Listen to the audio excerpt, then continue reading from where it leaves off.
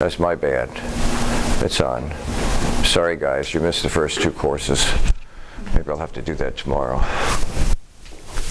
More importantly, 3 things are established. Number 1, there must be a separation between trial and sentencing. It's called a cooling down period because many Capital I crimes are passionate crimes. So, I don't know if you watched the Cooey trial or not with Jessica Lunsford. He was found guilty on a Thursday and the court immediately said, we're going to set aside sentencing till next Thursday. Calm down. We're supposed to have blind justice, rational, no emotions involved in it. So there's automatically be a separation between trial and sentencing. Number 2, there has to be an automatic appeal. I think to date we've found 1,400 and how many do I have? 483 prisoners guilty of first-degree murder, and we were wrong 163 times. And because we know that justice is imperfect, we leave aside time for appeal so that people can try and at least prove their innocence if in fact they were truly innocent. So there has to be an automatic appeal process, and finally there has to be something called a proportionality review. That similar crimes need to be judged similarly. So if I had, and these are just statistically proven, if I have 100 men committed first-degree murder, 100 women the same first-degree kind of murders, 97 men will get the death penalty and only 3 women. Like we have a problem putting women to death. Well, we do. It's a cultural issue. But according to the proportionality review, it's not fair. And justice is supposed to be equal and fair across the board in theory. So we know it's not applied that way. So the proportionality rule is really important. It's going to come and haunt the court on the next case we talk about, McCleskey versus Kemp. So 3 things have to be done. Automatic separation between trial and sentencing. Automatic appeal. I think the average on appeal is 11.2 years. The shortest is 4, and the longest is, I think, 22. I think California goes to 22, and either Florida or Texas is down around the 4-year level. Okay, and then there has to be this proportionality review. You meet all 3 of those standards, you have the right to execute somebody. So we still have standards now, not only for murder 1, 2, and 3, manslaughter 1, 2, and 3, but the whole process has to follow a significantly long period of time, because the whole point of justice is to punish the guilty, and if you end up punishing the innocent, then that's injustice. It's a travesty of justice.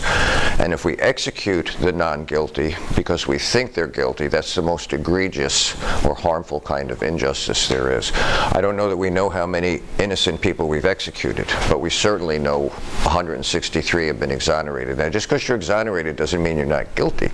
It may mean the evidence was never really strong enough in the first case to produce a murder 1 charge. Maybe it was a murder 2 or a murder 3 charge. But there are a significant number of cases where people were found to be innocent later on. DNA proves it, I think, in about 20 or 25 cases. That's another fallacy that goes around. Well, we got so much better with DNA. Most cases are decided on what we call circumstantial evidence. You can be in the wrong place at the wrong time and look really, really super guilty, and if people find you guilty, that's called circumstantial guilt, because it points at you. Wasn't that what happened with the boxer back in the 50s or the 60s, the hurricane? Yeah, Hurricane Jackson. Yeah, Hurricane Jackson. Yeah. In the wrong place, wrong time.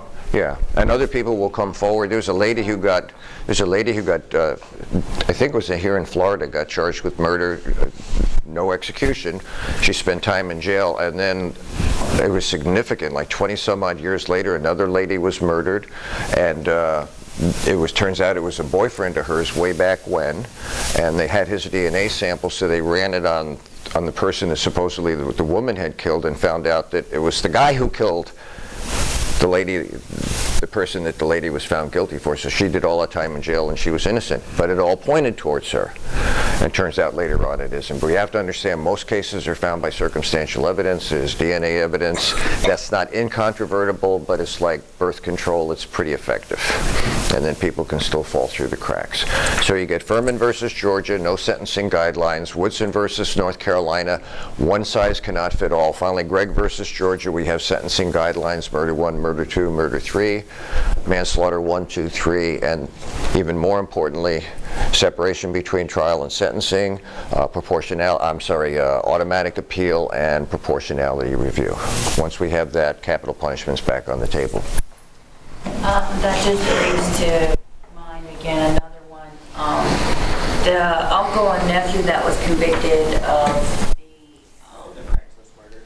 Well, they made a Netflix, Making a Murderer. Oh, I forget his name. But the nephew just got an appeal on his case based on his interrogation that was just clearly wrong, and he was convicted because police were telling him what to say, but he had no idea what they were I think talking that was about. a case of mentally diminished. And then the uncle was convicted based on what the nephew was coerced into saying, basically, but he didn't get an appeal. What? If you're convicted of first-degree murder, you have to get an appeal unless you waive your appeals. The only one I've ever heard did that was Timothy McVeigh and the Murr building bombing in Oklahoma. He showed up in court and said, guilty as charged, blew everybody away. No one's guilty even when you're guilty. And once he was found guilty, he waived his appeals. He wanted to be executed. He was making a point. I don't know. So, but they have to follow the law in that. That's why this is all set up. So the first real challenge is McCleskey versus Kemp. This is an African-American gentleman murders a white policeman. He goes to court, and part of his appeal is he says it's not fair. African Americans who kill white police get charged with first-degree murder more than white people who murder African American policemen. And statistically, he's right. The court didn't argue with that. Ruled against McCleskey, a black man who had been sentenced to death for killing a white policeman. McCleskey argued the imposition death penalty was unconstitutional because of racial bias. The court did not dispute his figures. Nevertheless, they rejected his argument. You are guilty of murder. The court invoked the proportionality review and demanded judges re-examine how capital punishment was being administered and begin administering it proportionality.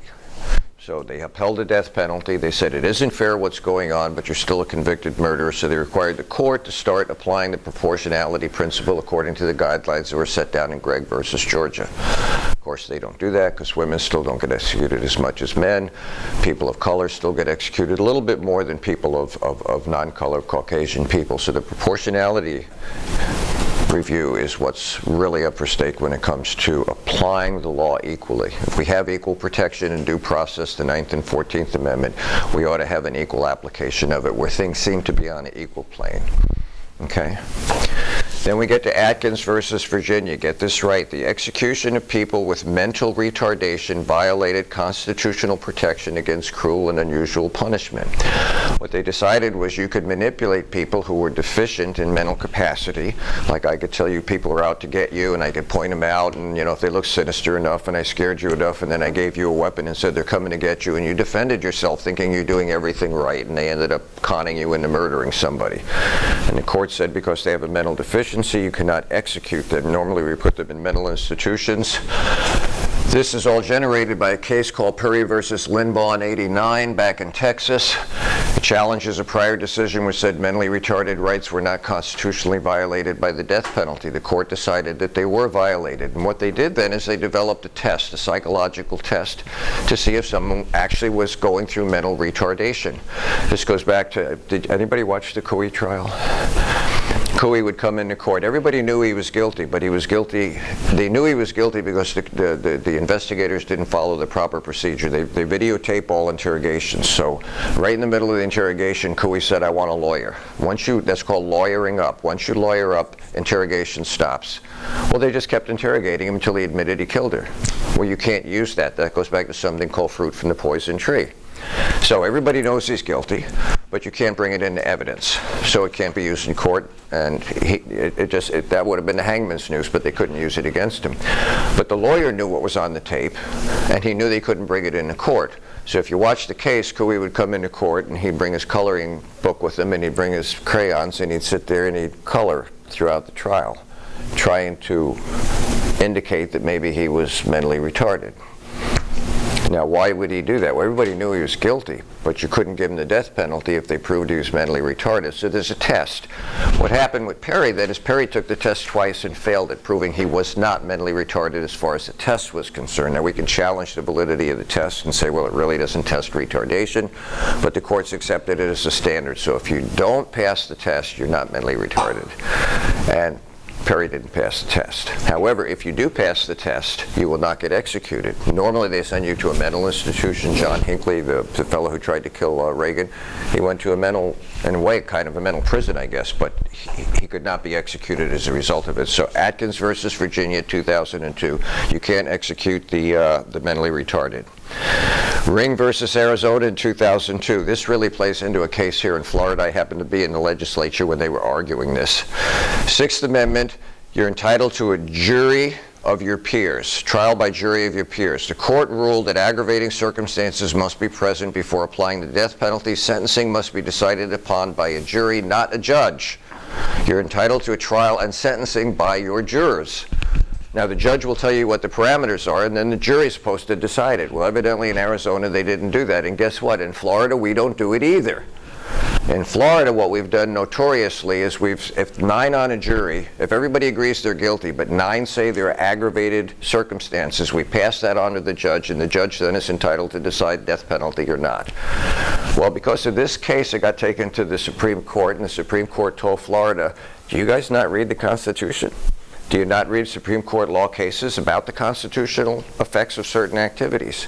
So literally, there's going to be a little, I was going to say pinheads, but the legislators got up that day and said, obviously the Supreme Court doesn't know how we do things down here in Florida.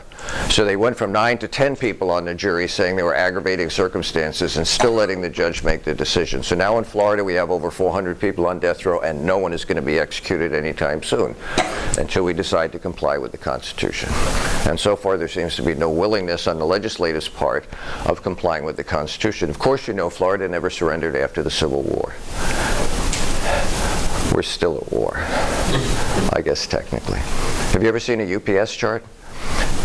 Zone number 5 is Mississippi, Alabama, Georgia, South Carolina, I think North Carolina, and then here's Florida, and we have a separate zone all for ourselves. It's called Zone 6. And if your stuff gets lost in the mail or seems to take weeks to get here, go figure.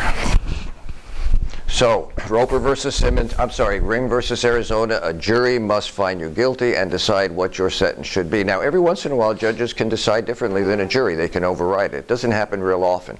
But if they feel like the jury hasn't done what we call due diligence in examining the evidence and adjudicating or finding guilt or not guilt, they can at times override it. Roper versus Simmons, execution of minors under 18 years of age was ruled unconstitutional. Now, you can put them in jail for life. So what would happen if you were a gangbanger and you weren't 18, we get a hold of you and you go pop somebody and we couldn't execute you for it. Was there an execution of someone under 18, or was it just? Well, what we used to do, that's a great question too, we used to wait till they turned 18 and then we try them as adults and you could execute them as 18. What's the problem with that? Because the court said you're charged with a crime when you commit the crime. You can't wait and then say, well, see, you're 18 now, so we'll charge you as an adult. Okay. And so you can't execute people under 18, but you can put them in jail, at least in 2005, for life. That'll change as we go forward. I worked in the Department of Juvenile Justice for about a year for a lot of having those and as a detention deputy. And I worked in what they call the Big Boy Mod, which was D-Mod out there in Tampa. Those Burleys was the baddest one that was there. It was just horrible. And we had about 3 17-year-olds that as soon as they turned 18, they were going to the big house and then they were going to get their trial. I hear you. Kennedy versus Louisiana, the death penalty is unconstitutional for child rape and other non-homicidal crimes. So the big part there, you don't commit homicide, no death penalty. Again, you can be put in prison for life and you don't have to be given parole. In 2010, Graham versus Florida, juvenile offenders cannot be sentenced to life